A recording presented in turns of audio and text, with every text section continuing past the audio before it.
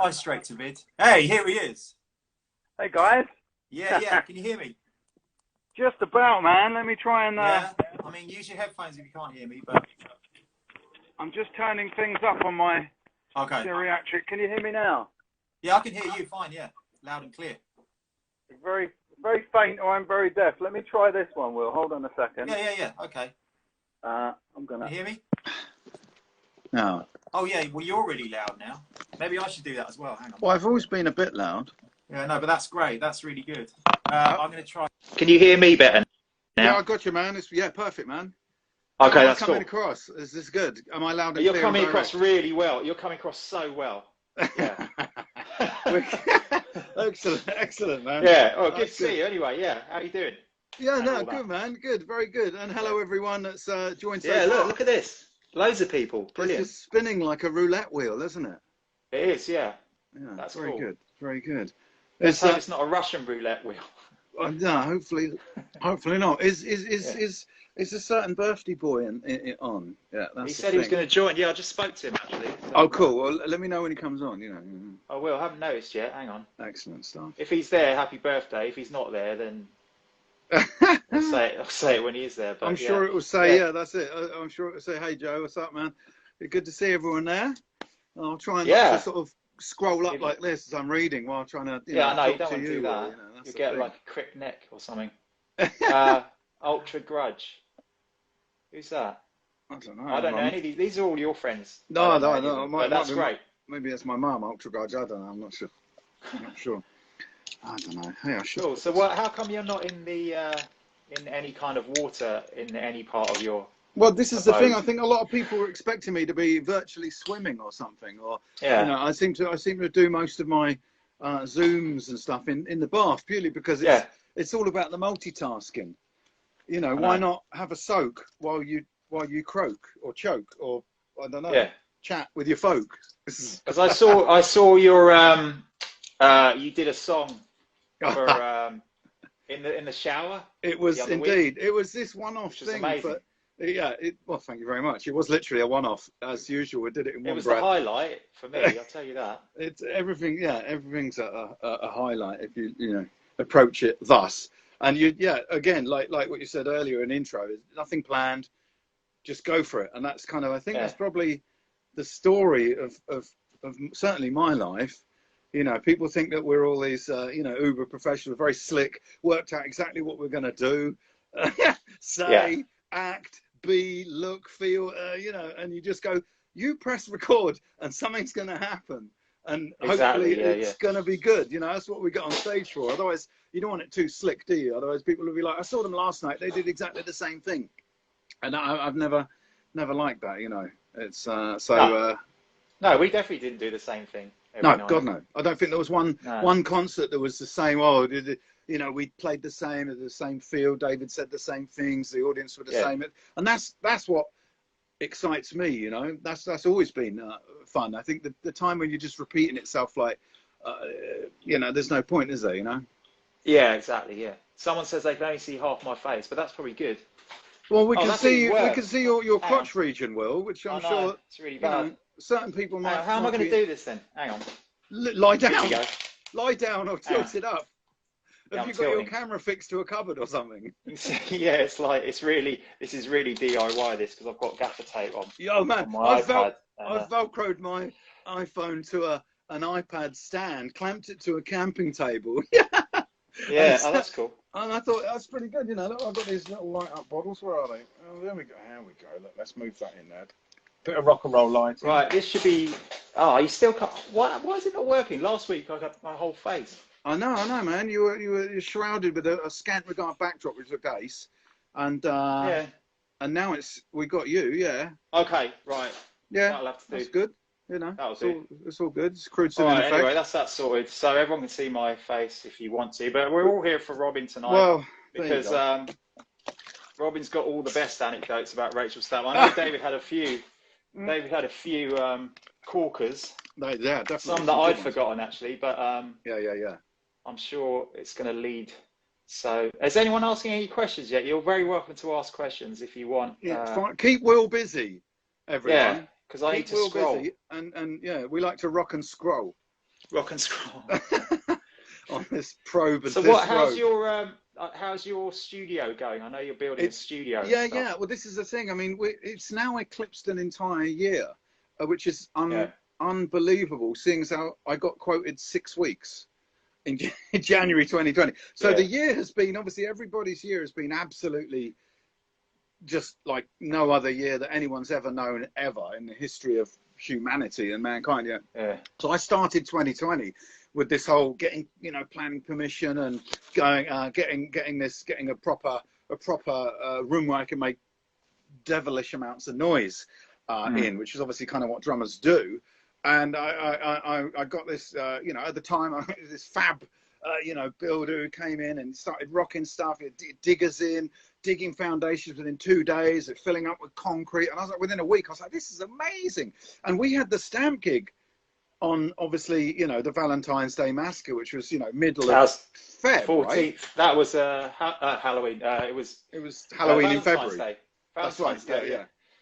Valentine's Day. That's nearly a year ago, yeah.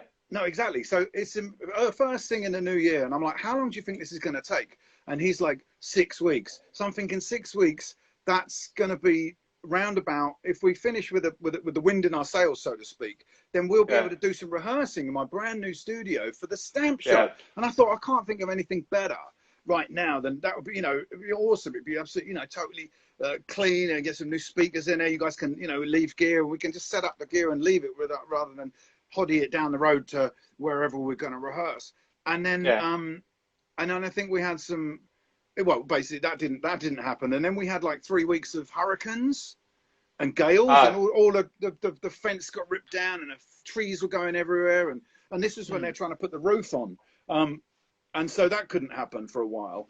And, and then as soon as that was finishing, then lockdown happened. And, and of course that was tore everyone a new a-hole, into that, and no one really knew how severe it was gonna hit us all as a human race, and put a kibosh on everything with jobs or traveling or concerts or bands, and certainly building studios, because obviously all the shops shut, all the builders merchants shut, so the guy couldn't get any tools and equipment. And so we were sitting around, and then of course, adding to that the diagnosis at the time when I had all this spread of, cancer in the liver. And so it was like being beaten up over the head. I mean, the last good thing that happened in that year was the stamp gig, And then I thought, well, I've got to deal with 6 months of chemo and the world on pause with this terrible COVID disease thing going on that no one really knows anything about then. And it was just absolute cluster, and then at the end of the lockdown, around about, I don't know, May or whatever, this guy started, hauling ass and doing stuff again. I was thinking, this is cool. And then gradually, very slowly, just started not showing up and turning up at midday, then 1 o'clock, then 2 o'clock, going home at 2:30, doing 45 minutes work, bit of this, bit of that, not turn up for days turn into weeks. And I'd be like, texting, I must have about 150 texts to this guy saying, where are you? When are you going to finish this thing? And June turned into July. He promised me it'd be ready in 22nd of July. July turned into August, to September, to October, November. And I was thinking, Christ, it's not going to be November. Then, Christ, it's not going to be December. Then it's like, and now it's eclipsed a year. I mean, we're nearly done. We're like, 2 days away from being awesome. So we need to get a stamp show in so we can all use it. Well, but I'm really glad. I'm glad we got that one in, before all that shit hit the fan, because and it was really good. It was just as good as all the other one-off reunions we've done. I thought, No, totally. I loved it. I mean, had we known, we couldn't have played any harder or better, knowing that the tidal wave was coming around in a month later. Well, no one knew, did it? I think we did. Oh no! It's glorious. It's amazing, and it's just awesome. And I think a lot of the fans sort of think that we just put it together and sling it on, and everything takes organisation. Bearing in mind that was the postponed one because of all my treatment a year ago. I mean, the whole thing's, I can apologise. What can I say? And thanks to all the fans and supporters out there for kind of still turning up to our show and kind of caring and waiting, with a ticket burning in their pocket for a year or whatever, not knowing what's going on. None of us know what's going on. Yeah. So I mean, and it's like I said, it is a very, very special thing. I mean, you know, we talk about the main reunion show in 2009. That was blew my socks off. You know what I mean?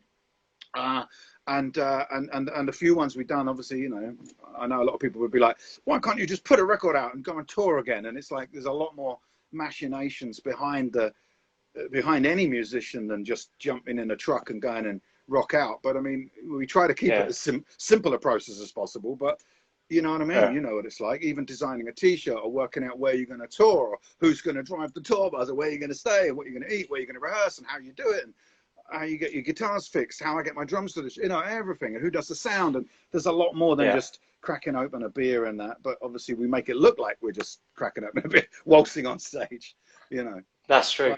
But yeah, no, it's like, and also we're all doing other stuff as well, you know. Yeah. So it's kind of that's makes it really hard to fit in, really. That's it. Because you were touring non-stop, pretty much. You too, man. I mean, you know, we none of us have kids, but we have kids called Sham 69 Adamant, you know, which is stuff like that, you know, and all the projects. I mean, you know, I kind of lose count of how many gigs and bands you're in, and that's coming from me as a fine thing. You know what I mean? Yeah, I guess so. Well, I mean, it's kind of like, right, Will's in America with, I mean, supporting Rancid or, you know, whatever. We can't do it then. Then he comes back doing some Adamant thing. Oh, then the Sham 69 thing kicks in. And I mean, it's crazy because all these bands, obviously, they're all totally berserk and mental. You can't, you know, planning stuff is very tricky. And then you've got, you know, the chaos factor of venues being closed or, you know, promoters cross booking dates and stuff like that. I mean, it's hard for the, you know. You have to be like really hands-on. I mean, we wouldn't have done it with a manager, so we'd have had to have done all the promotion ourselves and all that. And you have to have time to do all that. It's not just as simple as booking, you know, some room in Manchester or whatever. You know, you have to. So yeah, that's what makes it really hard, doesn't it? Really. Well, but mind you, last time we played out of London, it was still pretty good. There was still. I was really surprised how many people came out and all that. Yeah. I can't remember when that was, but. I know we 1700s, I think. Yeah, something like that. Last millennium. You know, yeah, it was definitely that. Well, someone's asked the question: Does Robin remember his time teaching at GMS? This is one of his students, Nash. One of your students, Nash. Hello, Nash, man. How's it going? Yeah, you call me Mr. Robin. Yeah, of course I do. I've been teaching. Mr. Guy. Mr. Yeah, I mean, other than playing in all the crazy bands and stuff. I teach 5 to 13-year-old kids how to be rock stars on the drum kit. So, and they have a lot of fun. And you know, is that their age? That's their age, right? Yeah. It's not like you teach 5 to 13 kids. No. No. The 5-year-old kids to 13-year-old kids. That's the age group of the age group of the school, and they go berserk. What kid wouldn't want to go in a drum room with a teacher like me, you know, and play, you know, play along to anything from, you know, We Will Rock You to, you know, some pop, some Katy Perry, some rock and roll. We've had, you know, I think one of the best ones was I put on a show on this big stage at the school, and I had the grandson of the bass player of Yes. Is it Chris Squire? Who's sadly not with us, and that was his granddad. And so I got this kid playing drums, Cassian, to play Owner of Lonely Heart. It's one of the best rock riffs ever, isn't it? You know, and it was superb, you know. And so his mum was in the audience, and her father was the bass player of Yes. So I thought that was pretty cool. I think she sent it to him, you know, and he went, you know, gave him the thumbs up. Wow. But yeah, it's, you know, I've had the headmaster at one point. Was a rocker, and he actually DJ'd Rachel Stamp in the Army and Navy in Chelmsford where we played. So that shows how cool it was, you know. At one point, that was a really good venue, actually. It was shaped like an L, wasn't it? One of them was. Yeah, I just remember they had loads of. Oh yeah, I don't know. No, the Army. They had loads of Army netting, didn't they, down one place? Yeah, that's what I was going to say. Yeah. So that must be the Army and Navy. And then there was a big corridor at the back.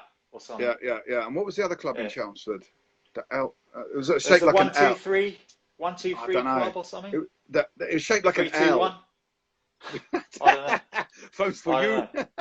Yeah. But And he said, "You don't remember me, do you?" I went, "No." And he said, "I used to DJ Rachel Stamp." And I went, "Oh my God, this is the headmaster." And so I'd go in his office at the end of the day, and he'd be cranking like Metallica or something else, And so he came on stage and played the solo to Enter Sandman, to when I had some other kid play some drums. So that's the kind of teaching that Mr. Robin does, Excellent. It's very rewarding, but very knackering. I mean, I'd come home crawling, going, "I don't want to see another drumstick," because kids are crazy. Kids be crazy, right? Yeah, they'd be crazy up in this thing. Someone says, "Awesome gig at the Underworld." Thanks, man. It was awesome. We loved it. I mean, it's from what I remember. All those years ago when you used to be able to do gigs. When we were allowed to do a gig. The worst thing about the Underworld is the bloody curfew, isn't it? You've got to be off stage by 10. You know what I mean? And out of there by 10:30. And they really kick you out, don't they? They literally kick you out. Just saying this because I'm sure a lot of the people who spent their money on tickets and whatnot. Like, why are they finishing early? Why are we getting booted out? It's still daylight, for Christ's sake. Actually, it's just, what? I don't miss gigs at all. That was shit. Fuck it. It's the load. I'll stay at home. Fucking throw me out of my own gig. Jeez. I know. It's terrible. What's going on? You've got to suddenly become an Uber roadie and load stuff out the steps into and then you're hit by the cold reality of Camden Town at its finest, and you're like, we're having a party down. We're having a party downstairs. Yeah, man. Martin Stanya says, "Sending love from Eric at Guitar and Son and myself. We played Red Rose in Rugeley with you back in the day. Any memories of that venue, both of you?" Oh yeah, that was brilliant, wasn't it? Red Rose. We always played it, didn't we, Will? Always. Yeah. It was like there was nothing, no other venues in that town, were there? It was just like literally this old school theatre. And they were always like, it was always like they were putting on the pantomime the week before or something. They still had all the staging, and then they'd have Rachel Stamp, and it's like, okay. Yeah, but then the kids, man, they went. The kids were mental. Yeah, and also the charity shops are really good there as well. Man, I think I've got like tour diaries, and it goes great charity shopping in Rugeley or in Chelmsford, whatever, and that's what we'd do. We'd get there early. The venue would be closed. We couldn't load in. And so we'd all bugger off down the charity shop. I'd come back with a load of bangles and necklaces and stuff to put on my drum kit. And then we'd all be besieged by the fans, and they'd all want to swap stuff. And I'd end up, by the end of the tour, my drum kit would have like plastic hand grenades, zebras, feather boas, stars, dinosaurs. It was amazing. Like swap shop. Yeah. Yeah, it was great. That was great, that venue. Hello, Sarah. Oh, yeah. Cool, Sarah. That was what kept us going, wasn't it? Charity shops and hanging out with all the kids. And by the end of the tour, I'd have a big bag of like necklaces and bangles. Half of them were made up of sweets. And if I left them long enough, they'd all be congealed into one big chunky necklace. And it was mad. I've still got some of them. Have you still got your bangles on then? Yeah, man. Look, let me just... oh, my God. What's it say? Al says he thinks he's done the only gig with you with hot rods. That's true. Look, there you go. That's some of the... Oh, there you go. I've had these on since I was 14. Not these actual ones, but like bangles on since I was 14. So, yeah, my wrists have never seen sunlight. Who's gone? Oh, hang on. Does Robin remember staying in Rugeley in July 2000? Drummers going wild. Gonk and Guy. Gonk, that's the guy from Anti-Product. Gonk, wasn't it, I think? Gonk, yeah, Simon, right? Yeah. Oh, Simon. That is Simon. Okay, that's Gonk, right, okay. Well, if it was anything to do with Anti-Product, no, we wouldn't remember the goddamn thing. You wouldn't remember, no. We'd be too busy mopping up Gonk's bleeding forehead, right, Gonk? Or Alex's body parts, which we won't talk about. Oh, okay. But I will if you ask, Fluids. Hello, Carla, Phil, and Michelle. That's the whole family there. Ooh, hello, Hendrixes.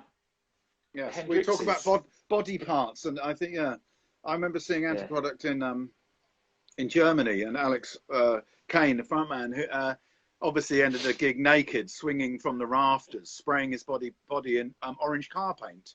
And then the next thing I saw was on Facebook. He's like, "Oh, I'm at the doctor's with some rare skin disease," and the doctor can't work out what it is. I'm like, "Did you tell him you sprayed your crop with orange car paint?" He probably didn't, So the mind boggles there. But it does. very hard worker. Give him that. Oh yeah.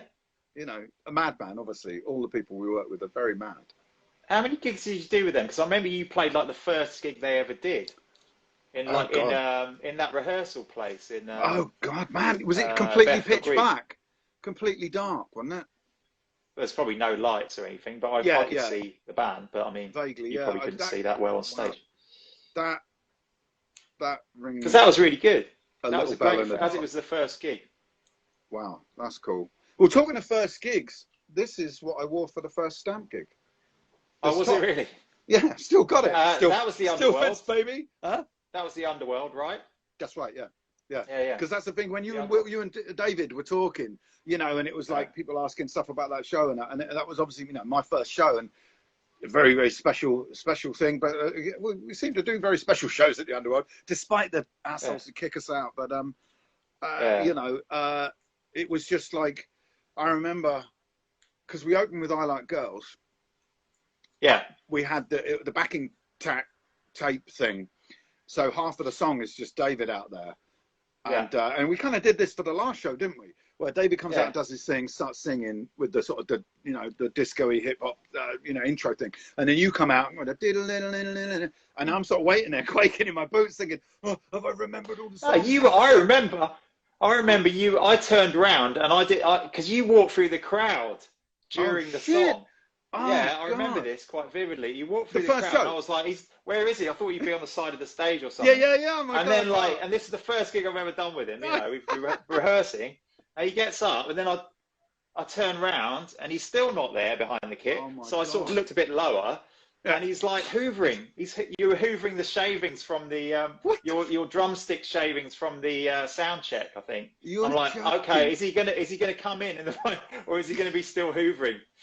But yeah, no. I don't remember that at all. You did all the jobs, and then you came in and with that feel, and then we just it was great, and then we were off. We were off. And we were off. I just remember looking out, and it was just a sea of. It was like a battlefield. It was just brilliant. It was like dry ice, kids, stage divers, people slamming, and there was cameras, film crew. Everything was going on, and I remember just going, "I've arrived. This is finally the band, you know, like, let's do it. And let's have it." You know, some people will have to do something with their hands before they go on, I think. But to be actually hoovering on stage, it's just like... I don't remember. That's another level. Yeah, that's another level. I always like a clean stage, you know. Yeah, well, obviously, a tidy stage is a happy stage. It's not like you're barefoot or something, you get a splinter, though. Oh, my God, can you imagine? But Billy Lyle's saying, do you always have a hoover? Do you always have a hoover? Only when we suck. I've got a couple of hoovers. Actually, I've got 3 hoovers. One's in the studio, one's here battery operated, and one's the old-fashioned plug-in. I haven't worked out which one to get rid of. But yeah, I do. I don't tend to take them on tour, Billy. So, you know. But yeah, good question. Do you have a dustbuster? Yeah. I don't know what that is. Is it like a Ghostbuster, but a kind of old one? It was. That's kind of what you had. It was like a car one you had, I think. It wasn't like. It wasn't like a. It wasn't like a Hoover. You know, it's all making. Check us out, Rock and Roll Kings, talking about hoovering within. I mean, maybe we should have got 10 minutes. Maybe we should have got some grass on stage, and like you could have done a bit of strimming, or I could have grown some plants or something. You know, people tuning in thinking it's going to be non-stop sex, drugs, and rock and roll, and they're talking about, do you have a dustbuster? I know. It's all good. Crazy rock and roll stories. This is the truth. This is what you get, man. You know. Have you got a Henry? Yeah. Question for both. Best gig you have played? Oh, for both of us. Best gig you've played and biggest influence as well. Bloody hell. Wow. Okay. Hey, David Ryder Prangy's there. Happy birthday. Well, now DRP's here. I think we should just pause because I'm going to go. All right. Happy birthday to you. Happy birthday to you. Happy birthday, dear David. Happy birthday to you. Happy birthday, DRP. I would have sung with you, but it would have been completely out of sync, probably, knowing this technology. Well, yeah. Hey, hello, he said. Yes, happy birthday, DRP, man. Awesome. Now he's here. The party can start. The party's going to start. You missed all the sordid details terrible about Robin's first gig, but never mind. Hoovering and stuff. But then also, I remember your second one was we went up to Scotland and did. This is true. Went to Scotland, did Tea in the Park, which was done. That was a big one. Yes, that's exactly it. That was a good one. And so I've actually found I sort of went through I've got numerous stamp boxes, with tour programs and posters and all the crazy pictures and that I put up on the post and whatnot. And I found this card that my mum had written. Let me just see if you. And I don't know if you can see that, but it's basically. See it backwards, yeah. Oh, is it backwards? Okay, well I'll read it. Basically. And it's quite interesting because it says Robin with Rachel Stamp. But it first starts off May the 30th, Top of the Pops with Faith No More. And then July the 10th, Camden Underworld with Stamp. And then July the 13th, so literally 3 days later, we did Tea in the Park. And then 14th, it says asked to join Rachel Stamp. So obviously, it took a couple we didn't even ask you to line to the gig. It took a couple of gigs, Really? And, that's weird. And then the 18th was the Phoenix Festival. We did the Doc Martens stage. So you were on trial then, basically. Man, on trial, on tour, like a witch, man. And that's weird. But the funny thing is with the Tea in the Park, my story with that, we were on at 11 in the morning. I think we were second on. We weren't first. It was early, yeah. We weren't first on. We were second on, and obviously at the time, I had the set list and I'd written all drummer's notes, the guy on the right with the guitar, I think his name's Bill. He's going to start this song, and it was probably Dead Girl. You know what I mean? So I was like, I didn't know the names of the songs, or I hadn't learned them. I wrote them down, but it was like riffy intro. That was obviously like Dead Girl. It was like drum intro, something else, whatever.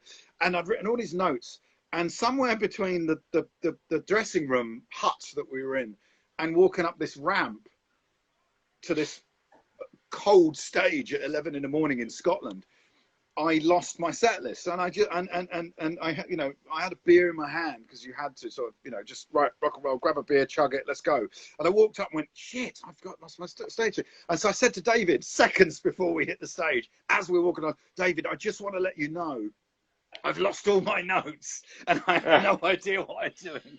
And he gave me this look that the devil would get you if he was trying to kick you out of hell. It's like, and I just went, this is it. This is why I'm amazed you asked me to join the next day. And obviously, your muscle memory or whatever kicks in. Something kicks in. Oh yeah, no, it didn't. And we rocked the gig. Can't remember there being too many faux pas. Faux pas, exactly. Yeah. But that was just a long line of me sort of freaking David out, where he gave me this devilish look. And then I later learned, like sometimes we'd be on stage, I'd be playing, and David would turn around and he'd give me the devil eye, and I'd like seize up and go, shit, I must be playing really fast or really slow or really badly or whatever. And I'd be really edgy for the rest of the gig. And then at the end of the show, we'd come to the dressing room and I'd go, David, I'm really sorry. What happened? What did I do wrong? And he goes, what do you mean? I went, well, during that song, you came over and gave me the big scowl. He went, no, man, it's my happy face. Or I couldn't see, or the light was in my eye, or something in my eye. And so that was kind of, that's how it went, me thinking I've done the worst thing ever, and him going, what are you talking about, man, But that's definitely not the worst thing that anyone said to David just before going on stage. Because I don't know if you remember when we played the Garage once in London, we had a certain road tech, use the word loosely, who will remain unnamed, and he handed David his bass as he was walking on and said, it doesn't work. It does. As we were walking on, to a Pat garage as well, I hasten to add. I remember the story, I can't remember the person. You can't remember the person, that's good. No, but you might have just blurted it out and said, "Oh, that was." I need a clue. Really Give me a clue. It wasn't. He had a nickname. He went by a nickname, not a real name. Oh, no, I do that. Yeah, beginning with B and ending with E, so to speak. Terrified, huge guy. Wouldn't want to mess with him. Yeah, doesn't work. Chap. It doesn't work. I always think of that every time I go on stage. I think if someone came up to me right now and gave me my instrument and said it doesn't work, I would be that would be the worst thing that could ever happen. So, especially at the beginning of a gig, right? Yeah. So I think you not having your set list is child's play for David. But really. I'm imagining David just took it totally calmly and just did the whole first song. Probably, taking his clothes off, talking to the audience, and no one thought there's anything. He'll have to tell me, but it was probably like one of the little patch leads was undone or wasn't plugged in or something, you know, I don't know. Brilliant. Laura Stanya saw Robin at Download 2015. Think Slash got him some tickets, or it was Leeds. Big love from Stafford.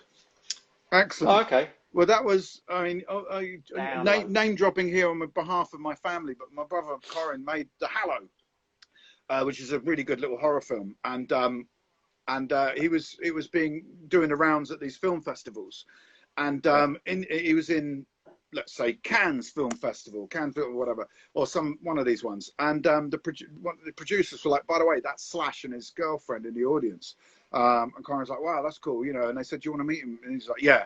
And Slash became a massive fan of Corin's work and The Hallow and whatever, which is fairly handy and cool. And then they stayed in touch. And then Slash comes over and does Download, and gets Corin some tickets. So he got me and you know, with like four guest passes, and so we're driving up. It was me, Corin, Tom, aka Jupiter Jones from the Conspirators, and Richie from the Fiascos, and we're all in the car, and Slash is calling Corin, texting him, going, "Where are you, man?" And we're like, you know, and it happened so many times. Slash was like bugging Corin, going, "Where are you, man? Are you nearly here? Oh, I'm here, blah, blah." And we're like, "Nah, just ignore." Corin's like, "It's only Slash, I'll ignore him." And we're like, that's fucking Slash, you know. And Corin's like, "Yeah, I'll deal with that in a minute. Carry on with the story," or whatever, you know. And we turn up and we get our guest passes, and Corin goes to Slash's dressing room, knocks on a door, walks in, and the guy came out was Brent Fitz, Slash's drummer, who I knew earlier. So I had a chat with him. Corin went in to Slash. It's just him on his own with the guitar and his girlfriend. And they said hi, and he was just about to go on stage. So me and Richie went on stage and got stuck in, got a good little vantage point. And Corin said, "Hey man, I've got a T-shirt for you, a Hallow." And Slash took off his leather jacket, took off his Alice Cooper T-shirt that he was wearing, got someone to get some scissors. How they found scissors 2 minutes before he goes on stage, I don't know. And he cut the neck off, cut the arms off, and put that on, and then walked on stage in front of 1,000 million people, or however many people go to Download. And he's wearing a Hallow T-shirt. We were like, "That's what I'm talking about. That's pretty cool." Brilliant. So that's really nice. That's really, really supportive, you know. And I mean, how cool is that? So you don't get really better than Slash wearing your T-shirt, and you know. Anyway, there you go. 2015, I guess. So that was a very memorable Download. Obviously, who headlined at that one then when you went there? Shit, was it? Probably didn't. Probably after that, nothing mattered. Yeah, I think it was. I think we turned up and Billy Idol was just finishing, so we got to see Billy Morrison walk off stage and go, "Oh, it's cold in England, isn't it?" I'll say, you know. And then Slash, was it Motley Crue? Then Kiss, something like that. I don't know. I wasn't there, but yeah. And then we got not. I mean, you know, I shouldn't say this in front of David, but like Kiss were a bit sort of pedestrian because everything was a bit.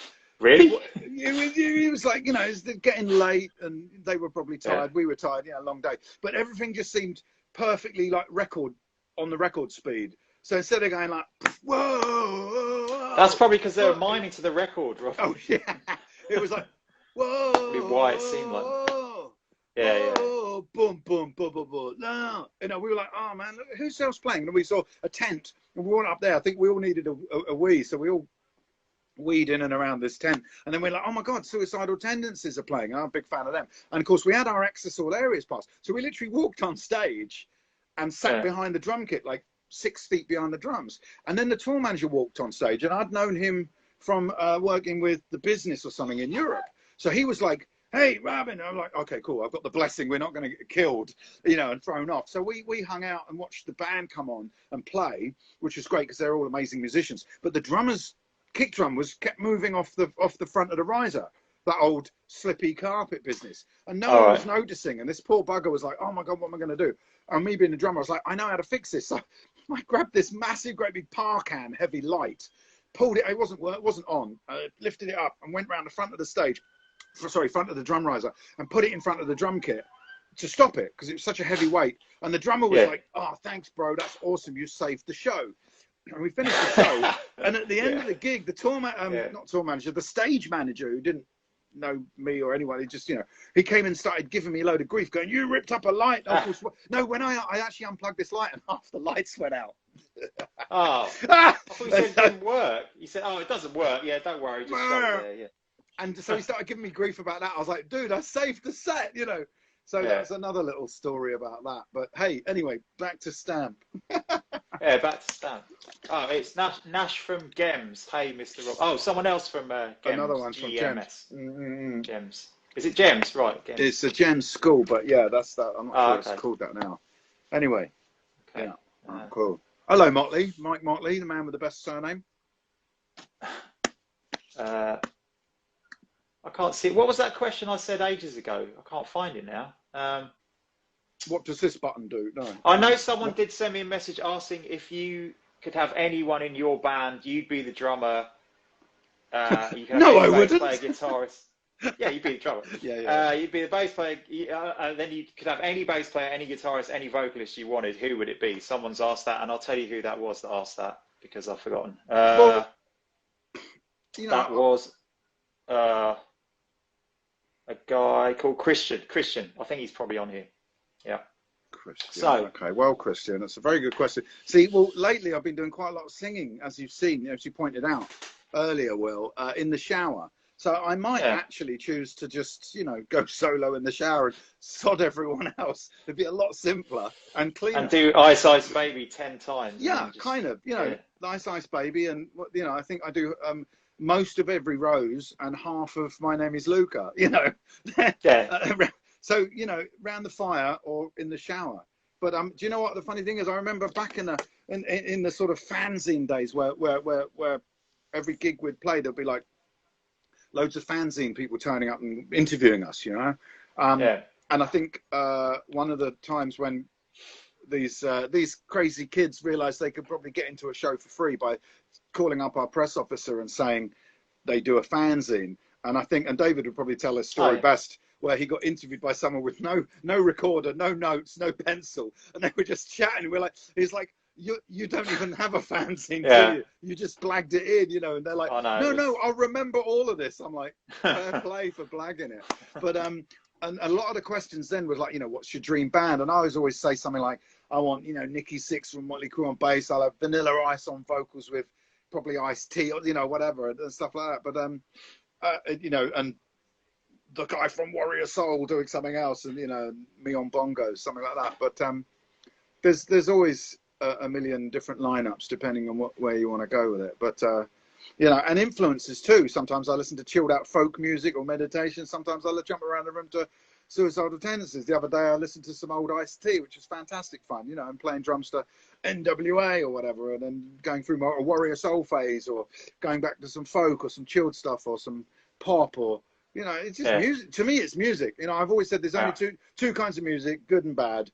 There's good folk, there's bad folk, there's good opera, bad opera, good metal, bad metal. Doesn't matter. If you like it, it's like food. If you like it, eat it. If you don't, you know. But try to keep a varied diet. I mean, you know, music and otherwise, because I mean, when I do these sort of like drum clinics and stuff, you know, I don't just play rock. You know, I play a bit of reggae, a bit of funky stuff, a bit of tribal stuff, bit of heavy stuff. You know, and I remember getting sent some record or whatever, and it was like drum and bass. I was thinking, what's all this drum and bass? You know, has it got drums in it? It's got some bass in it. And it was this obviously programmed stuff, and it was this really cool beat. And I remember going, wow, that's cool. I listened to that, and then I learned the beat, and then put it into sort of organic drum kit rock way, and then added a few little Robin Guy bits, and it became my beat, you know. And I would never have got that had I said, oh, what's this dance crap, you know, and chucked it in a bin. And I think a lot of people do that. They got the preconception that, you know, heavy metal's bad, or, you know, pop's crap, or it's manufactured, or this band don't write their own songs, or this band do it. Who kind of cares? Is it good? Does it make your toes tap? You know? Yeah, does it work? Yeah. Yeah, and then work for you as a musician. You take that influence, and that molds you. Now, I've always maintained, if all I ever did was listen to AC/DC, a fantastic band, but if all I ever listened to that, I certainly wouldn't be coming out with any you know, dancey beats or whatever, you know, and stuff like that. So that to me is important. But I mean, maybe it's the reason I'm not in AC/DC. You know, but I think keep your options open. For, you know, absolutely, you got it. If people want advice, I'd say keep your options open, because especially nowadays, it's not so much that you're just in one band all your life. You know, not like I don't know, maybe it happened way back in the day, much more, where you'd be in U2 for all your life, school friends, you know what I mean, or Led Zeppelin or whatever, and that's the one band you're in until death us do part. And I mean, when you end up playing with other people, for other people, and it helps, it pushes you, and certainly what it's like when you're working for someone. So one of the bands you play in does something a different way to another, and it's your job to kind of absorb that. No one is right or wrong. It's just maybe a different way of doing it. Some people, definitely. I went on tour with the Business. We never sound checked once, and we were headlining, and we still have a good rocking sound. No one ever came up and went, "Oh, you didn't do that." Other bands, you'll spend 2 hours just drumming, getting the drums and the bass down. Just sound. So it's horses and courses, isn't it? You know what I mean? Oh yeah. So that question was, what was the best gig and biggest influence? And I think, even like, not thinking just about Rachel Stamp, I think the best gig ever that I ever did was the first time we did the Astoria, because I just the big one, so it was just completely. It was really like, how the hell did we do it? How did we get this? Because the Astoria is pretty big. A lot of big bands headlined there. I mean, some of my favorite still around. Some of my favorite bands I've seen there, and big bands. Like whatever. Sepultura, Soulfly, Type O Negative, Rancid, all these, and you go, these are what I call proper bands. Not that we're not a proper band, but you never think that you're as good as the professionals who are really doing it. You'll think, and also they're all selling tons more records than us. They're all in the charts. But we did it just with the live following, and and literally we had a manager. We didn't have a proper label at that point. No, exactly. So it was like a big achievement to play the Astoria. And it was a brilliant gig. I remember just the feeling of afterwards. It was really good. Very, very special. I mean, we had all the people come out with the sort of Cleopatra heads, the golden heads, papier mâché, and at the start, we had like a whole intro in it. It was just totally nuts, and it was that whole thing of, what are we doing? Are we going to be able to pull this off? Is anyone going to turn up? I seem to remember like the next day we were playing in Chelmsford or something ridiculous, and it was just like, why the hell? What are we doing? Like there's probably a lot of people there, but it was weird just doing like these sort of tour, Also, I would go there to the Friday Night Rock Club, which back then was always packed and crazy, and to think, oh my God, I knew every inch of that floor, and how big it was. And then when you're playing, you go, holy crap, there's there's the bit at the back by the bar which goes up, and there's people hanging off that. And then it's a balcony. And just, this is a big venue. Like you said, we used to play in clubs, not theatres. And that was, very, very, ridiculously special. I think, and all the production. I mean, we put on a stage production, not just with the gear we were wearing, but dressing up all the amps and the drums and the, stuff like that. And it was all done with sort of pulling favors and, people holding up stage things at the back and crossing. It was nuts. People say they do stuff DIY now, but like we were doing it on a pretty big level, weren't we, at that point? Yeah, so, I think people probably thought that we really, really had it all down and knew what we were doing, and we were like, oh my God, what's happening here? Is someone turning up to do the lights today? So also, Claire's asking, what do you consider your best, proudest moment? And that is it, I think. So that answers that question as well. Definitely. Really. But have you got any other proud moments? Well, no, but like when you were talking to David last week, and he said the LA2, and I was nodding in the bath. Oh, okay. That was just a fantastic venue. You were literally watching in the bath last week. Oh yeah, multitasking, man. And having a soak, and it was great. The LA2, I mean, that was the precursor to the LA1, the Astoria. And it was just perfect. I remember, it just great sound. The atmosphere was nuts. I don't think I've ever heard a crowd keep sort of cheering for that long since we had left the stage. We went upstairs to the dressing room, which was half a mile up. You remember, up somewhere below, and it was like, Christ, they're just still going mad. And I remember going down, and we did it, an encore, whatever it was. And then at the end of the gig, they're still going crazy. And it was Neville, the black security guy who sadly lost his life in a motorcycle accident. He was really enthusiastic. He would get all the audience to come on. He wouldn't be like, screw you, I'm going to duff you up if you stage dive. He would be like, come on, I got you. And he was part of the concert too. You know, that's it was right. like if you had Neville in the pit, yeah. it was a safe show. And he was like, get on my shoulders, man, get on my, you know. And it was like, I think me and David was there going, wow, this is amazing. And he was like, and I got on the shoulders. He was in the pit, and he sort of walked me around. I was just sitting there, just going like, yeah, you know, with my hands in the air, and everyone cheering. And it was just such atmosphere. I think atmosphere was so, even more maybe so than the Astoria, because it was just so more compact. And like the Astoria with the LA2, all the best bands would play there, you know, really good bands. And it was like a big club, small theatre. But I mean, also I do remember the first time we legit like sold out the Underworld, because obviously other than my first gig, which was in Underworld, then we sort of went back and we'd do the Monarch, we'd do the Borderline, we'd do the Barfly, we'd do the Barfly, we'd do the Barfly, the Monarch, the Barfly, and then we'd go up to the Underworld. And when I really started to feel that we were kind of on the way up, going proper places rather than just playing cool little pokey dives in London, was when we'd sold out the Barfly, and then we sold out the Underworld. And I remember I think we finished the gig, or it was before the gig. I think David said, just letting you know, Robin, we've sold this out. And we hugged and was like, that's insane. This is a big gaff, you know, 500 people, 550, whatever it was. And then we did the Garage, and then we sold that out. Then it was the LA2, and we sold that out. Then we did that again and sold it. And then eventually it was like, okay, we've got to man up and do the Astoria. And we virtually sold it out, you know. And then it was like, then we did it again. And then, you know, and that's... Did we do it again? We did it twice. We did one with all the sort of graveyard stuff, and one, do you remember, with the sort of the fake flames? They're like sheets, silk things going. Blah, blah, blah. And that was when we did. That was probably Oceans of Venus, before we'd even released it. Yeah. Didn't we play loads of songs from it before anyone even knew them or something? Not probably. Stupid like that. Yeah. But I know that we were all like, you know, we were dressed in black. It was the first time we weren't. Yeah, dressed in gold or something, you know. Right. And it was more not somber, you know, but it was serious and it was kick ass. But but it was just brilliant because, like I said, we literally played every single venue there was to play, definitely in London, but pretty much up and down the map. And you know, and when you sort of, you know, peak and sell them out each and go up to the next level, it's another challenge. Then you move on from the Underworld, and it's just a very special thing. And then, you know, like I said, we had crazy amounts of press at the time, you know, before we had nothing. And then we suddenly became, you remember, we were in Kerrang all the time, and Raw and Rock Sound and Metal Hammer. And, you know, it was absolutely amazing.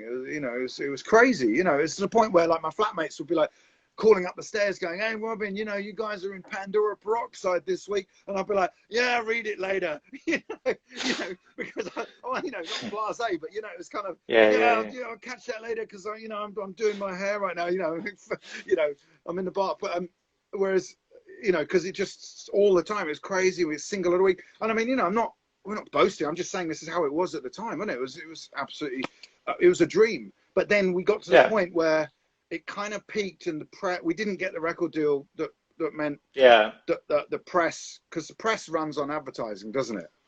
That's how they fund the magazines. This is message to the kids out there, the crazy world of magazines and flavors of the month and that. And we were it for a bit, for quite a long while. And then the magazines like Kerrang and whatever, they wanted us to reciprocate back to them with finance, with money, which is basically big adverts. And you notice that all the bands with the deals would have put out a page advert, whereas we'd have to take bands on tour who are signed, who would pay for our adverts. You know, that's how we'd hustle it.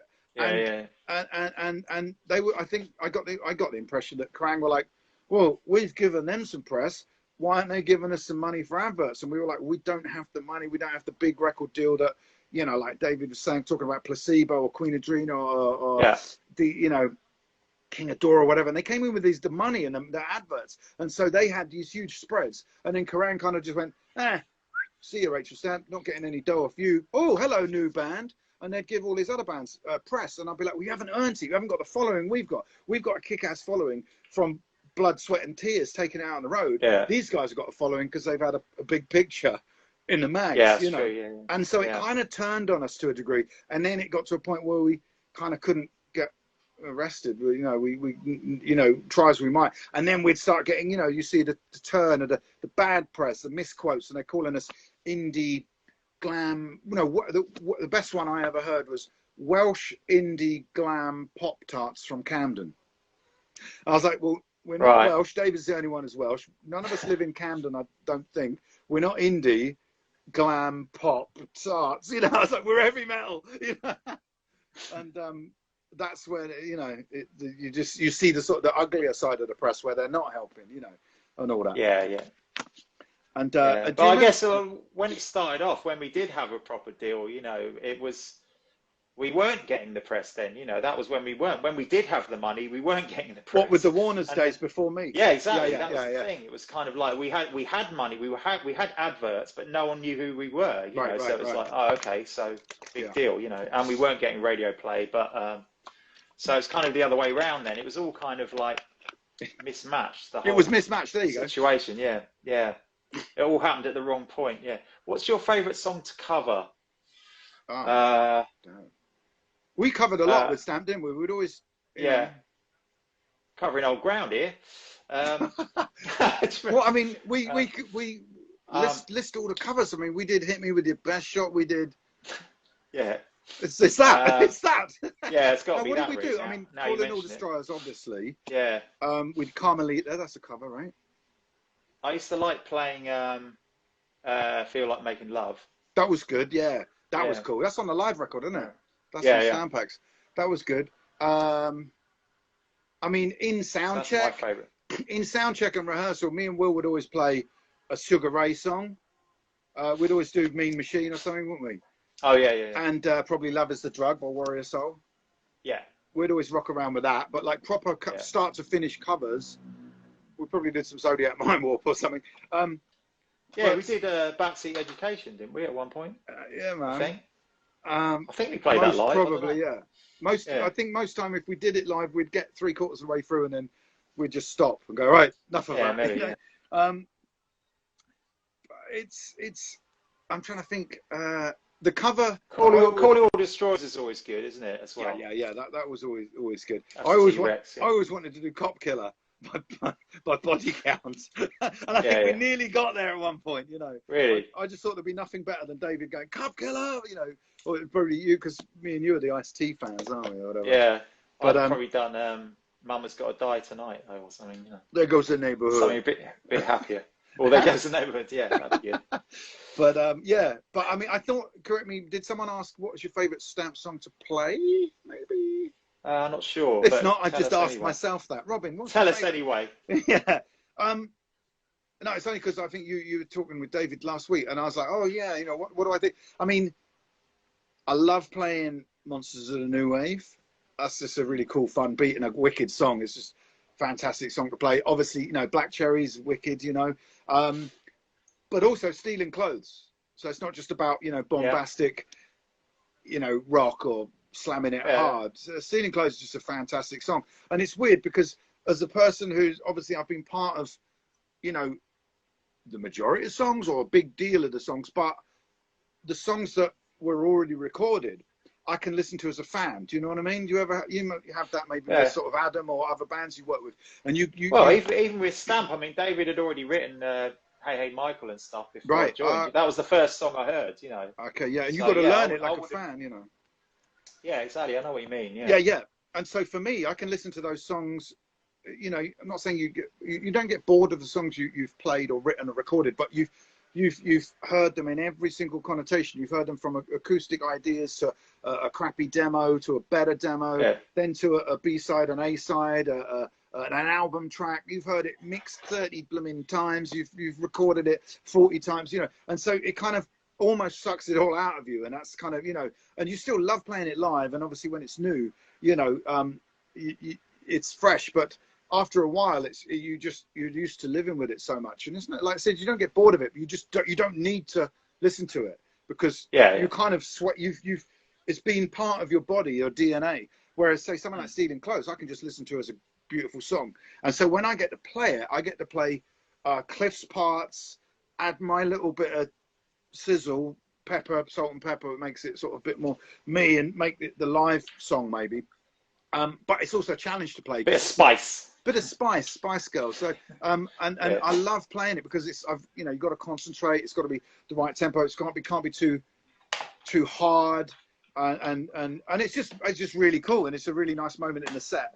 Where we get to play that. So let me just blow something up, Will. Hey, I heard no, it's my bottle. So definitely Black Cherry and Monsters of the New Wave, but certainly like Stealing Clothes and that. And I mean, True Love's great to play with the drum part, and these are songs that I hadn't anything to do with.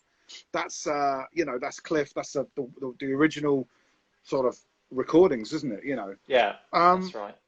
I love playing Victory because actually it's like, people probably think, oh, as a drummer, you want to play the craziest stuff all the time. And that's nice, but Victory is just do get for the whole thing. And it's about keeping it real. And that's in the pocket, man. It's pleasurable, and it's a fantastic song. Apart from the fact that when we first recorded it, we were super excited. And we had a cassette or whatever it was back in them day, a gramophone record, and put it in the car on the way home. And Joe Inferno, our devilish merch man at the time, he listened to it, and I was all excited. I said, "What do you think?" And he goes, "It sounds like Journey."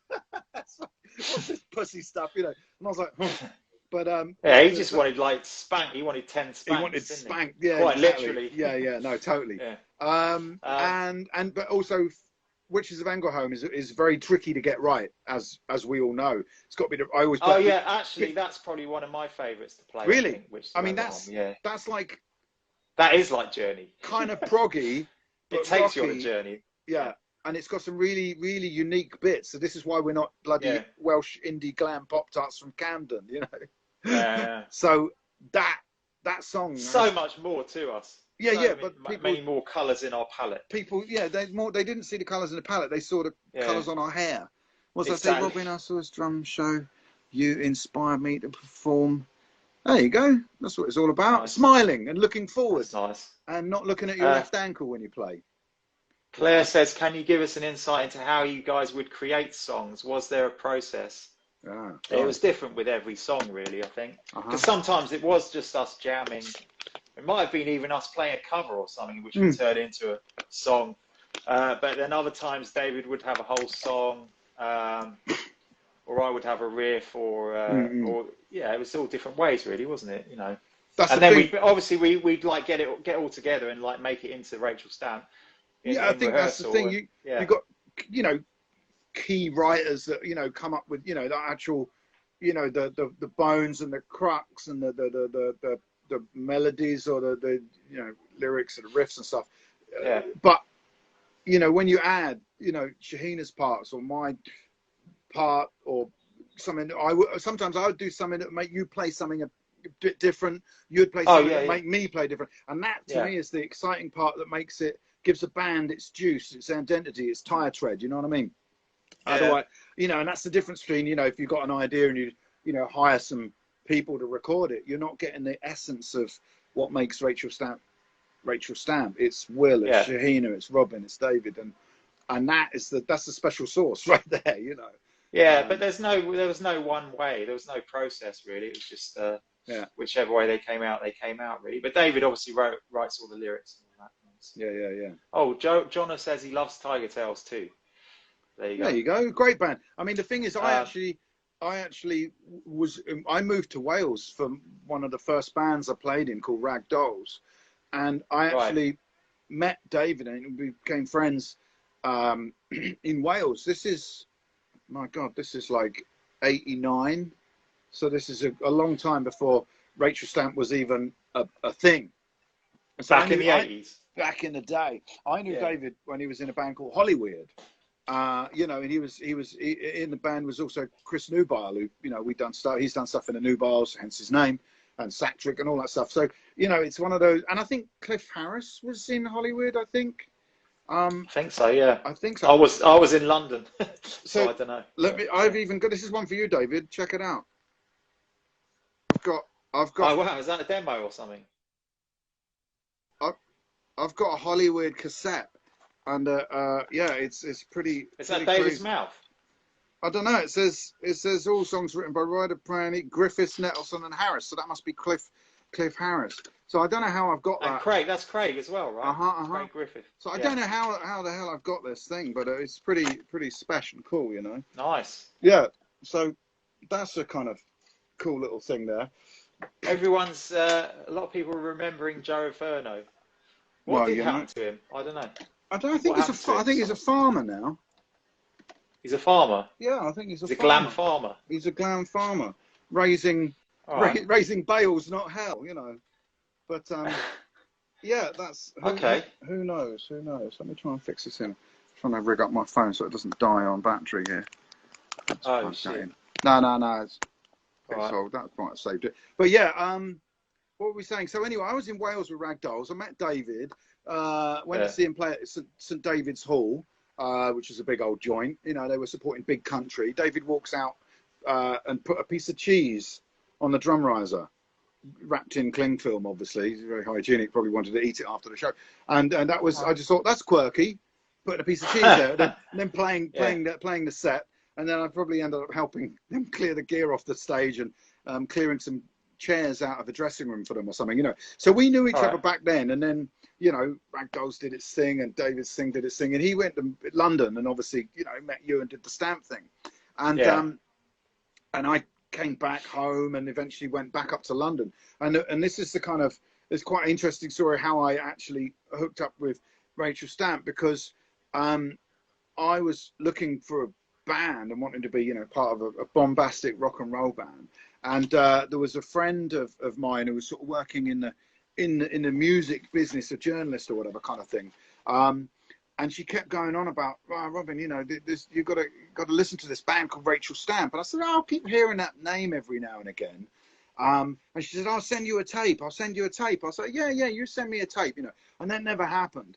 And then I found this in my bag of stamp stuff, and it's a birthday card that this girl Alison sent me. It says, "Hi Robin, have a good birthday. I'll speak with you next week, but hopefully you're still going to Rachel Stamp on Friday. I haven't forgotten to do you the tape. I'll try and do it next week. Anyway, have a good time." So bear in mind, my birthday is in June 14th. So where was that? Where was that gig then? I don't know, but well, if you think you didn't about go it, to it. You obviously didn't go to it then. Well, no, but this is the thing. I didn't go to the gig, but that was obviously my birthday's in June. She's saying happy birthday. I'll do you the tape. And so then during this time, I'd met up with David at Brixton Academy backstage at a corn show. Not obviously the show you guys played at the Astoria, no. Different venue, blah, blah, blah. I know I wasn't at that show. But I said, hey, DRP, David, man, you know, because we knew each other obviously back in Wales, and then we'd bump into each other at rock and roll clubs in London. And I was like, hey, man, how you doing? He's like, yeah, I've got this thing together called Rachel Stamp. I was like, yeah, man, I heard about that. That's cool. I'm looking for a band. Let me know if you hear anything. And David was like, okay, cool, good. And of course, I'd just done the Top of the Pops thing. So I was kind of bragging to him going, hey, man, I'm the shiznit. You know, I've done Top of the Pops. And so I'm looking for a band. And so I dropped that in there. So it's like, yes, I'm still rocking it. And David was like, cool, man. I'll, you know, see ya. And then the next thing, I thought this was at a Korn gig. I thought this was at the Kiss thing or something. No. See, that was when I told David I was looking for a band, and obviously telling him about I'm on the scene. I've done the Faith No More thing. I'm rocking and roll. And then literally a matter of weeks or whatever later, I went to Finsbury Park where Kiss were playing and Skunk and Nancy were playing and all that. And I remember talking to a friend and seeing this figure in the background, slowly walking up to me, like, you know, determined, like, you know, walking. And I was like, it's David. And he goes, Robin, our drummer's shut his finger in the car door. He can't play the gig. It's in a week or so, you know, a week and a half. No, it's less than a week. Was it? It was in 4 days' time. Can you do it? And I was like, oh my God, yes, you know.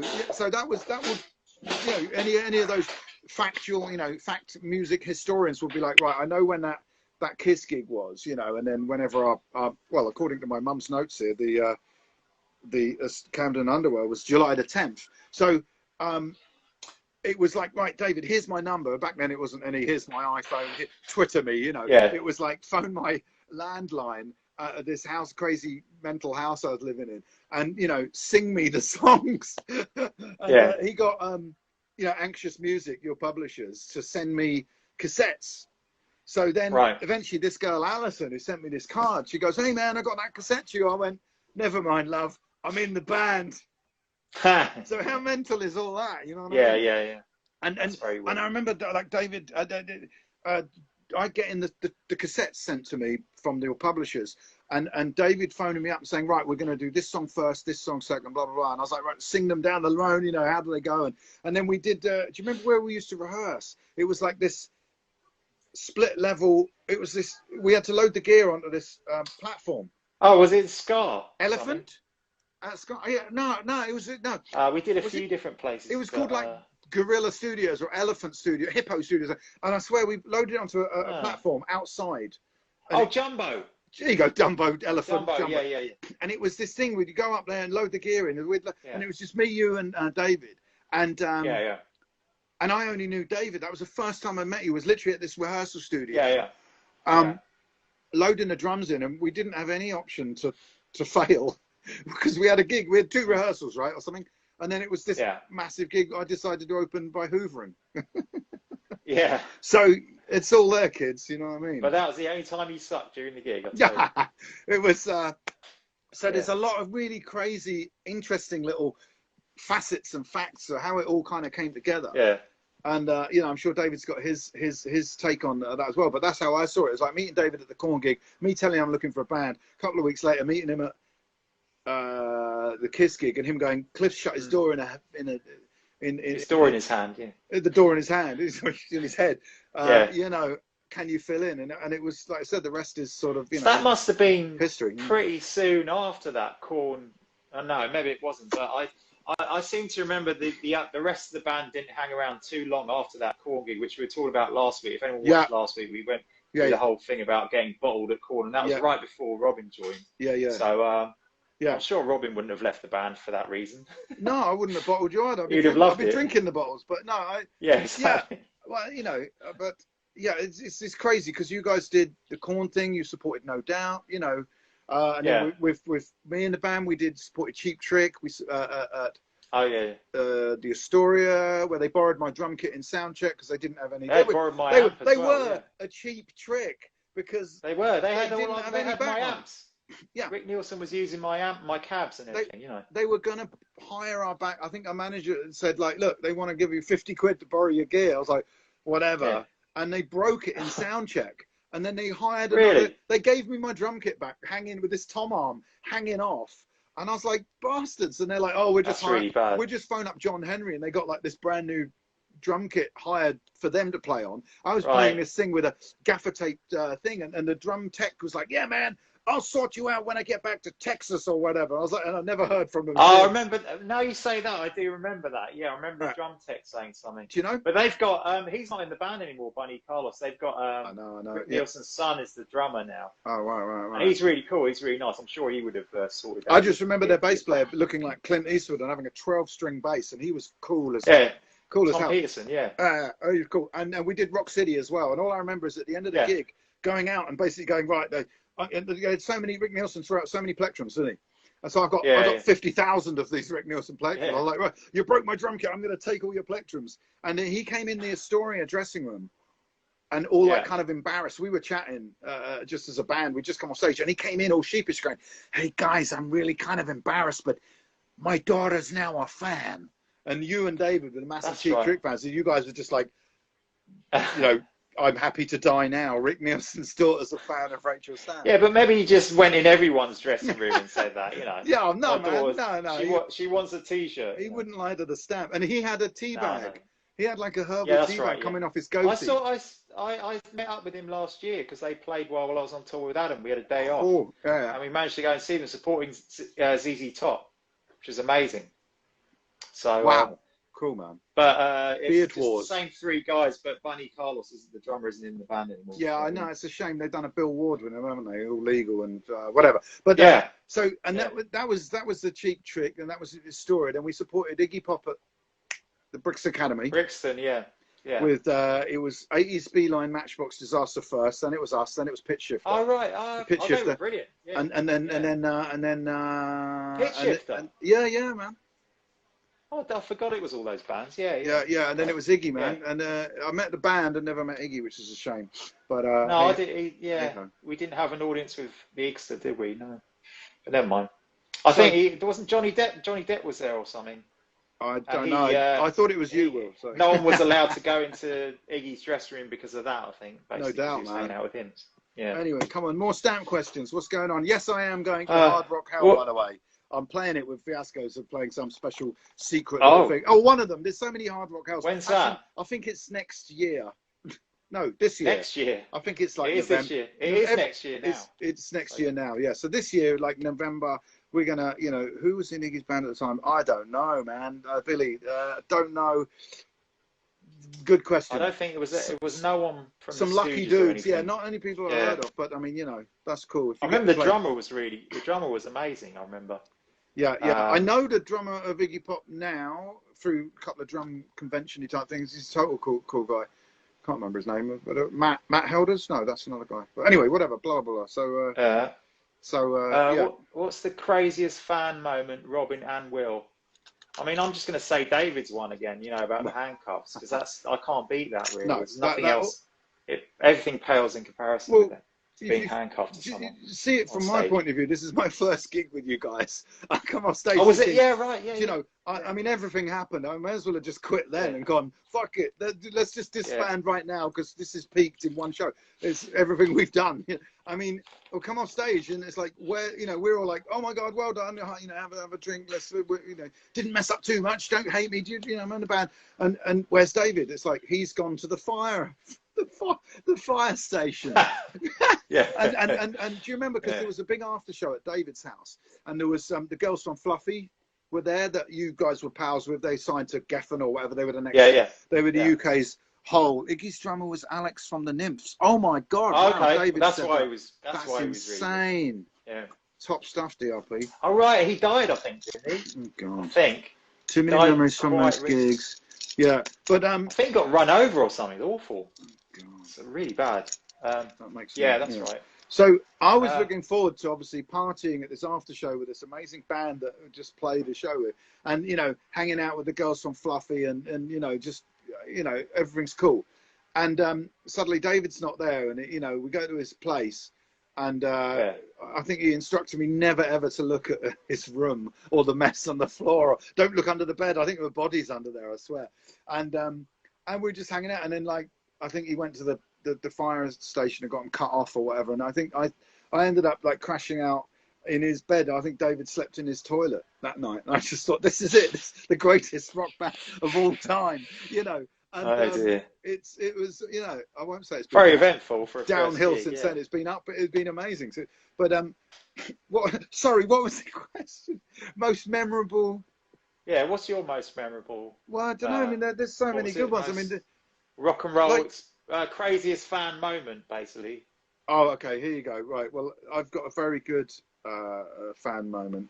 Billy's saying, I wonder if it's Alvin Gibbs from the UK subs. It wasn't Glenn Matlock for sure. But anyway, so we're playing Liverpool, which was never insane for us or whatever. It was no Rougeley Red Rose, but we'd always played it.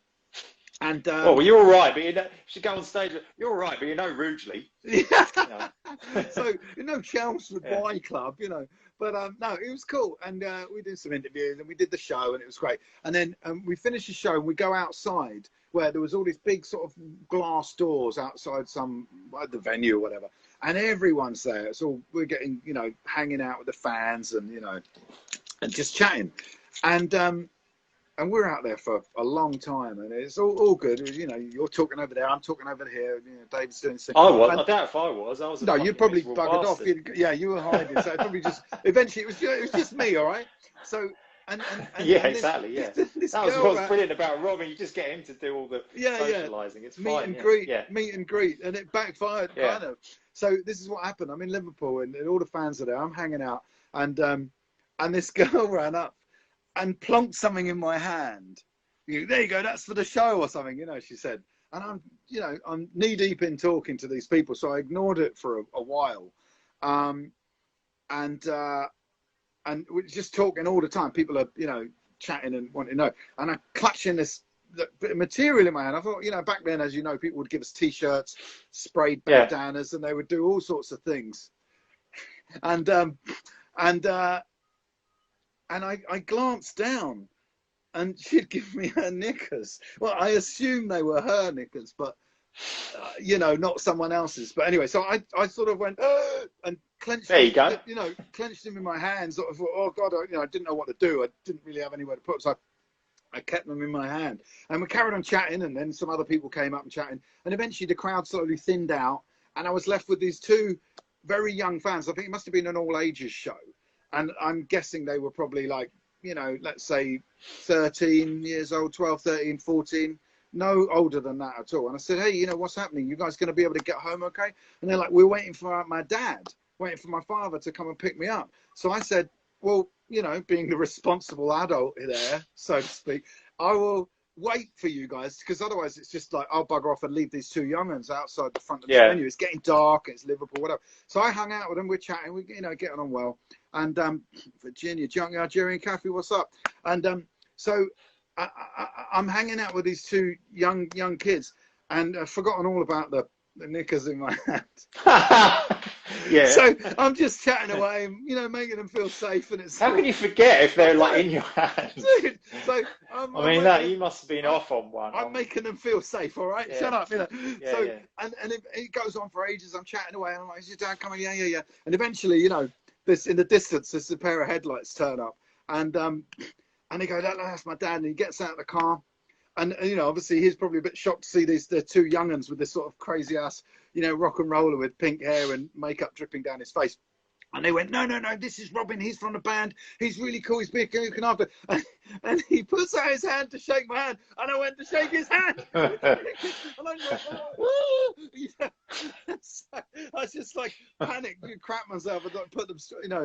God only knows what went through his mind. So that's my one of my.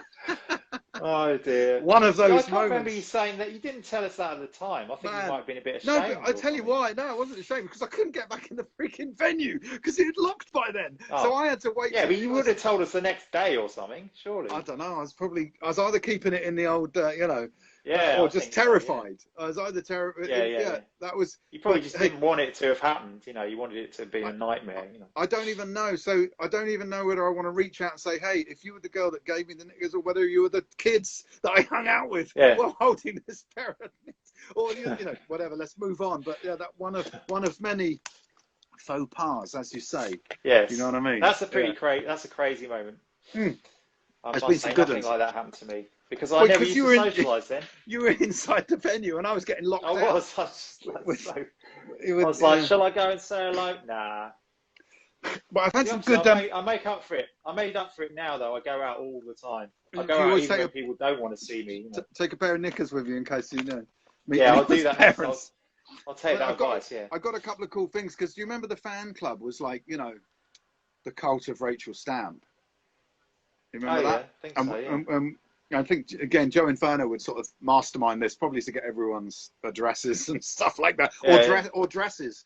And then there was a subsidiary of this, and they gave me a badge, and I don't know if it's back to front, sorry, but it's Cult Idol. Cult Robin. They called it Cult Robin. So I had my own Cult Robin, right? Okay. Cult Robin. So they gave me I was obviously the idol of his nibs. And it had nothing to do with it, obviously. You know, I'm not a cult leader at all. And they made me wonderful things like this Vanilla Ice Robin silver record that says, you know, just Vanilla Ice White Rap Lifetime Achievement Award, which is, you know, very good. Thank you very much. So we got given a lot of crazy stuff. It wasn't just, you know, undergarments. It was for crazy badges and stuff. And, you know, I've got like some tour passes here. That's one of my favourite ones there. Look. Oh yeah, cool, yeah. And then obviously we had our own ones, didn't we? So that's my one there. I particularly like that. You know, that's good. What else have I got? I always lose my laminates.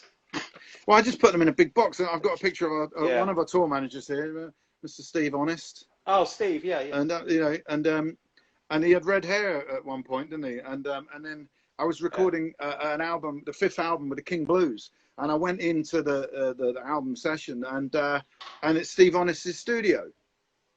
Oh yeah. You know, so he's in Hackney, right? Yeah, that's right. Yeah, and we were just like, yeah, it's not there anymore. I don't think. I think he's moved out of London now. Yeah. Oh really? So, he had some line in vegan shoes or something, but that's it. Yeah. And it was just you know, if you got a tour manager by the name of Honest, it's always a good thing. Steve Honest. And yeah, we just looked at each other and went, dude, I haven't seen you for ages, man. So that was kind of nice. And then I found this is quite a nice one. It's David and Henry Bryn Henry, which Henry Bryn Henry, yes. And I don't quite know what is saying there, but that looks like an interesting exchange to me. Well, it says it looks like a very interesting. Well, the quote underneath is, David, are you completely brain dead or what? And Bryn, not if I put my finger in and poke it. So I guess that's just. That's what it says. Yeah. And this was a guy. This was a pretty amazing. Another tour manager, wasn't it? / hilarious tour manager. David's got the best stories of him, but he would be like. But do you know what he used to do? He hated us talking so much in the van that he used to turn the heating up to send us to sleep in the van. I didn't know Literally, that. he'd be like, "Oh, I was asleep. I was asleep. I was trying to. I don't know how I found that out, but that's a good one. Apparently, that's what happened. Oh, do you remember the tour bus we had, which was like an ice cream van, but it had the two benches up in the ice cream loft, and we'd climb up there coming back from, and we could go to sleep up there, and so you could have two down there sleeping and two up there stretching out, and we loved it, and suddenly and we'd always look forward to getting this quaint little van. And with this guy, Bryn Henry, you'd never hire it because it didn't have hydraulic steering. So for him, it was a pain in the ass. No, because the heater wasn't hot enough. That's what it was, probably. Brilliant. So it was an ice cream van. It'd be freezing. Yeah, it looked like an ice cream van. But I just loved these little benches up in this sky thing. We could go up there and crash out. I'm sure you'd go up one side, I'd go another. And it would be amazing because it'd be like we'd play Exeter. Back then, we'd go from London down to Exeter and come all the way back in one day. You know, and we'd go to sleep. The novelty of going to sleep, you know, shortly after leaving Exeter, waking up in London, all refreshed, was great. And then we got these vans where you just had to sit upright and you couldn't do anything. And I remember he didn't like the van because you know, he didn't have hydraulic steering, so it's a pain for him to drive. But it was great for us. But he won because he was the one that booked it. And he would come up to us, you remember, and say, the reason why you're failing is because you're not walking on stage right. Do you remember that? That's right. Or not walking off stage, and he would get in sound. No, he said we should walk on together. That was it. He wanted us to walk on together, and he would or something do a bow or something. I swear, in sound check, be like, right, this is how we're going to walk on. It would be like boot camp, stamp 101. You're going to walk on stage like this, and obviously we'll be like, fuck off, you know. Yeah, exactly. Yeah, I mean that didn't. When you say that to someone like David, you know, David's like, screw that guy. We're not having him. That photo looks like the moment he was saying that to me. Oh, definitely, on David's definitely. face. Yeah.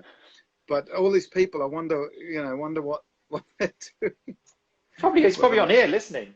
I know. They're going to get a big finger in a minute, you know. But oh well. Anyway, what else have I got? I've got the first flyer of us hitting LA in 1998. Oh, was it?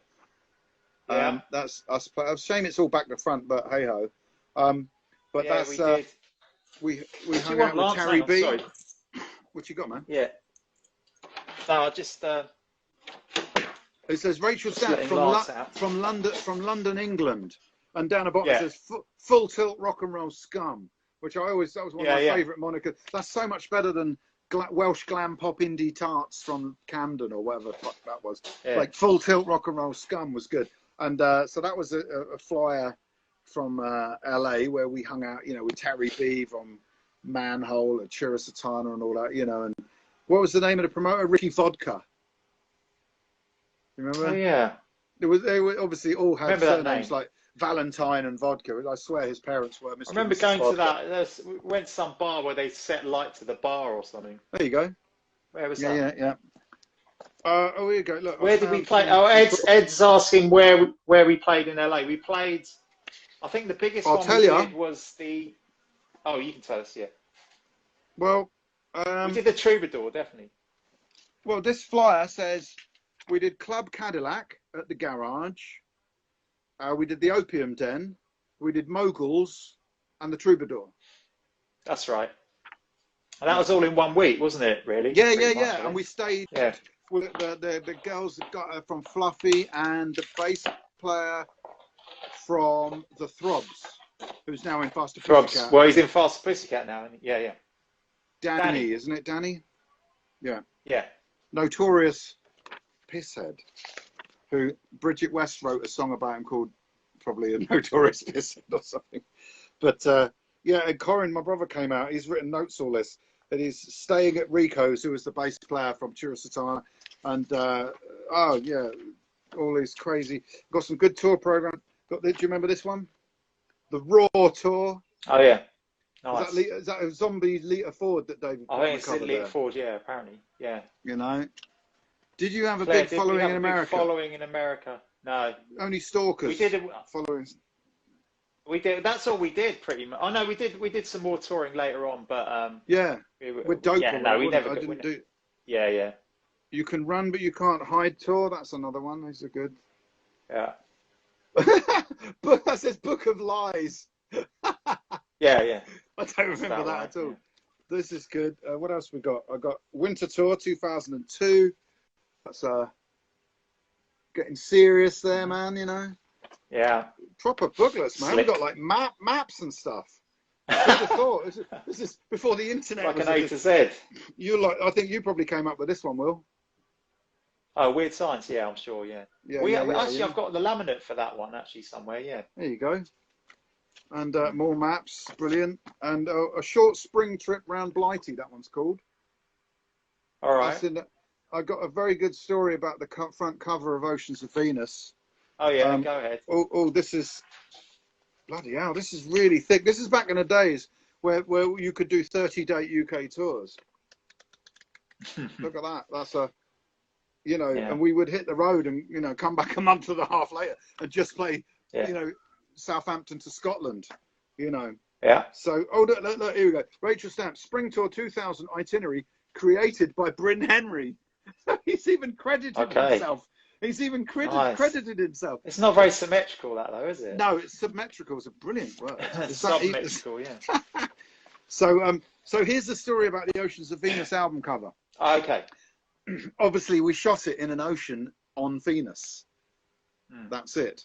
But in reality, it was a friend of mine who would entertain the Rolling Stones at his palatial sort of mansion type place. It's actually where we shot some of I Want to Be Your Doll.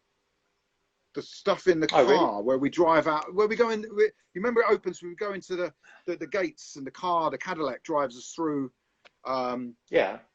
Through the gates. It's that place. So anyway, I said, look, we wanted to shoot it in water, as you know, and we needed a swimming pool, and to get cameras and dry ice and lighting into a commercial swimming pool involves lots of money and lots of insurance, So I was like, we were racking our brains, and I was like, well, I know this guy has got a swimming pool in his grounds, and he's a friend of my folks and my family and whatever. I could have a word. And he was like, yeah, no problem. He's this eccentric old dude, you would be eccentric if you're friends with the Rolling Stones and stuff. And it's that kind of era.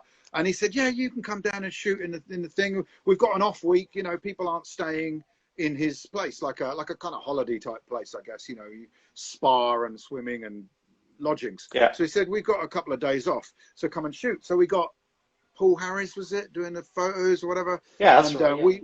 We turned up.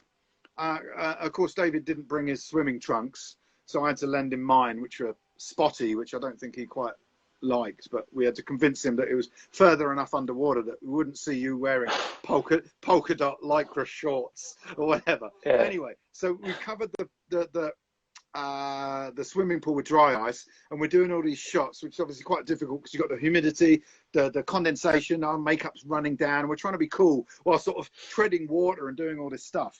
And obviously, we had a mirror by the side of the swimming pool, this massive, great big mirror, because obviously, we needed to check how we looked. It's an important thing, like an album cover.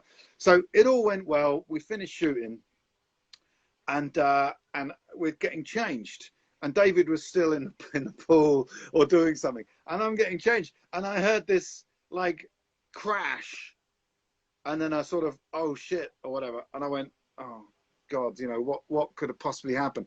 I went out, and I mean, correct me if I'm wrong, David, if it wasn't your fault, but I think it somehow managed to drop the mirror in the swimming pool, and it shattered into a million shards of obviously very sharp and dangerous glass in this swimming pool. And it was the end of a perfect day. Everything had gone right. And then it was this, and it was just like, what the hell do we do? This is lethal, you know?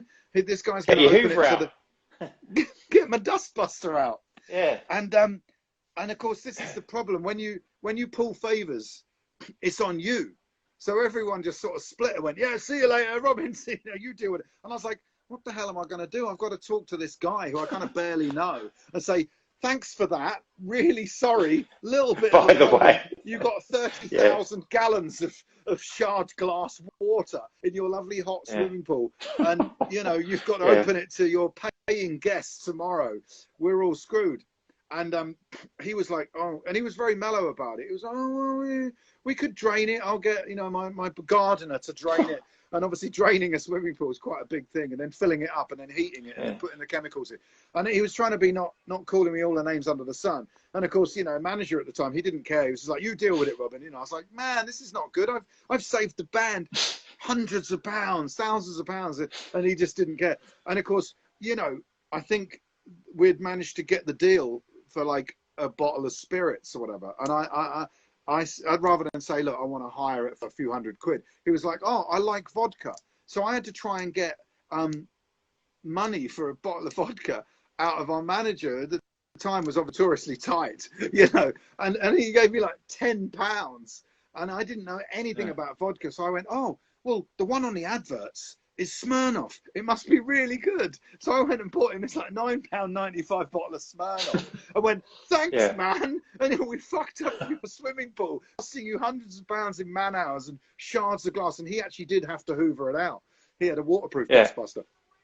And I gave him this like £12 worth of Smirnoff. I mean, you know, at least get a £50 bottle of Grey Goose or Crystal Head or something posh, and you know that's equivalent to giving something a 4-pack of Heineken or Carlsberg, sorry, you know. And I just went, there you go, Rachel Stamp, you know. probably hated, really like, you know, drawing pins in voodoo dolls or something, you know.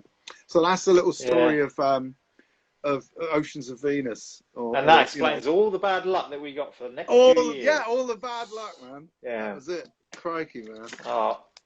Well, that was a crazy one. All right. Well, I think we're going to have to do I'm going to have to do a part 2 of David because there was loads more, and I'm going to have to do a part 2 of yours as well. I think because otherwise we'll be here all night. I got Japanese press here. Will look. Okay, you got some more. Well, I know. I just got the funny thing is Japanese. Yeah, because we were supposed to go to Japan so many times, and it just I know. Happened. This is the thing. So what's interested in these is the way the Japanese mash it up. You've got Marilyn Manson next to Ricky Martin. Yeah.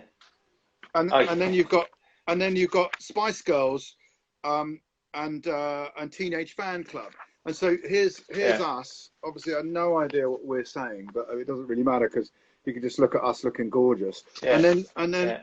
And then you turn the page. Oh, there's adverts and stuff we got in there. But what's interesting, I've got it here. You've got Blur on the cover. Where is it there? And then you've got something on the Beatles. And then you've got Rachel Stamp. So you've got Blur, the Beatles, and Rachel Stamp. And then this one with Nikki Sixx and Dave Mustaine on the cover. Okay, so you've got Motley Crue and Megadeth. Then you've got, you know, Rachel Stamp. Right. And then you turn the page. We did a TV show as well, didn't we? Yeah.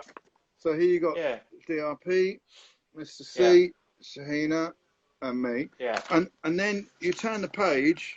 No, that's not that one. Last one. So I don't know who these guys are. Maybe it's, I don't know, Boyzone or Boys to Men, or anyone recognise them? A3 or whoever. You got them on the cover with a Backstreet Boys, Westlife, Spice Girls. Yeah. Rachel Stamp. Yeah. And then Jamie Oliver, the chef. And then you turn the page and you've got Britney. I mean, how cool is that? Brilliant. That's a musical mashup right there. You know, Boyzone, Jamie Oliver, Stamp, and Britney. We're in good. Always been in good. I've never even seen any of this stuff before. I remember doing those photos because I remember doing those photos. We did the the photos. I think we photos. did them in the Monarch or something. No, we were going to the Monarch. We were going to the Monarch, which was a secret show. We did the filming for the Japanese TV. And I don't know what we did a video. We did some kind of thing. We did some shots, and then we had to get to the Monarch for this show, and it was like swinging by the seat of our pants. And someone announced that Lionel Richie had just turned up, and I was like, "Oh my God, he's the king of cool. He's dancing on the ceiling." Where? Turned up where? In where we were shooting the thing, like some TV show. And you guys got in the Monarch. No, you guys had got in the van and were like screaming to go. Come on, we got to go. And I was like, screw that. I'm going to meet Lionel Richie, man, you know? And and so I wandered round to his trailer. Well, you just wanted to say hello to him, didn't you, really? I just said hello, you know, is it me, etc. And so I knocked on the door, and he was absolutely cool as ice. He was brilliant. He was like, "Hey, man," you know. And I was like, "Lionel," and you know, and I don't know what I said, but he was super rad, so cool. And I was like, "Gotta go, got a sold out secret show to go." It's like, "Go on, my man." And I got in the van. And you guys were like, "Come on, you asshole, it's keeping us late." You know? And I was like, "I've just met Lionel. Come on, man." And then we drove to this this show, which was, I think, at the Monarch, and I can't remember if it's this gig, but there'd been a riot or something. The fans had started trashing cars, and just so many people turned up to get in this small gig. And again, that was another moment where I thought, wow, we're really hitting something here, you know. We've arrived. We've arrived. You literally arrived, and I met Lionel Richie. So there you go, man. That was. Oh dear. I can't remember any of that. Oh, what else? I just found some Rachel Stamp lighters that some fans made. Okay. Still in the thing, you know, and all right. I won't go into it now. But I did a tour diary. Still got the price there, 69p. That's quite good. And I'd written all these kind of things, and like, you know, the gig sells out by 9 o'clock, which is cool. This is the second time in Bedford. This gig rocks. The kids go off, and my new 18-inch Roctagon cymbal rules. You know, set changes. It's just crazy. And then we did do a book. You should actually do a book. I know, man. This is crazy. There's a bit about Milton Keynes, and it says the sound man's called Drunken Nigel. And obviously because he was absolutely smashed off his face, you know. Where is it? Feedback Phil that I was talking about last week. Yeah, sound Drunken Nigel. And I just write how the dressing room was, what the rider was, the food, bar food. We ate lasagna and chips, apparently. You know, the gig. We thought it would suck, but it rocked. Converted even some Stone Roses fans. There you go. See, there you go. In my that's pretty hard to do. Oh, gee, yeah. Okay. So there's a lot of crazy. There's just always stories. Do a part 2 of the diary, Robin. There you go. Yeah, so that's that. I mean, you know, do a whole reading of the diary. Yeah. I'll just get in my armchair, get a pipe and some slippers. Got some ginsters. We got some shit out of the Chelmsford Y Club, you know. Went up the M1. Oh, I tell you what, this is your like. I've got a few of these, so if anyone wants to get in touch with me, I've found we had these. Actually, you know what? I'm going to do it the other way. There you go. You'll see it there. Stencil, yeah. So these stencils. So obviously that's a pink one. Hold on, let's get it the right way around for you guys. There's the gold one, and here's I got a couple. Get you on, Will, as well. Look, and these are the see-through ones. You can pop out the holes. So booyah. I've got all sorts of stamp memorabilia. I've got a couple of old T-shirts as well from, you know, the Swedish versions of Monsters of New Wave, was it, or something? You know, Dolly Boy T-shirts. And stuff. Okay. So there's a couple of old memorabilia that some lucky fans, if they want to get in touch. And also, I've also got some really cool old posters. So all right, some one-offs there. Oh, you know, you got it all. Oh man, like crazy ones. Yeah. There's all sorts back from. Remember that one we did in Tunbridge? We did one in Tunbridge Wells, and it was just you eating a hamburger. That was the poster. I think that's it. There you go. Is that it? Yeah, there you go. That's the best poster. It says, it's Saturday, 28th of March at Tunbridge Wells Open, and it says Burger Eaters Presents. So doors open £4 in advance. There you go. Wow. And I think that was taken in LA, Will. I think that was taken in LA when we were on tour in LA when we did that thing. Yeah.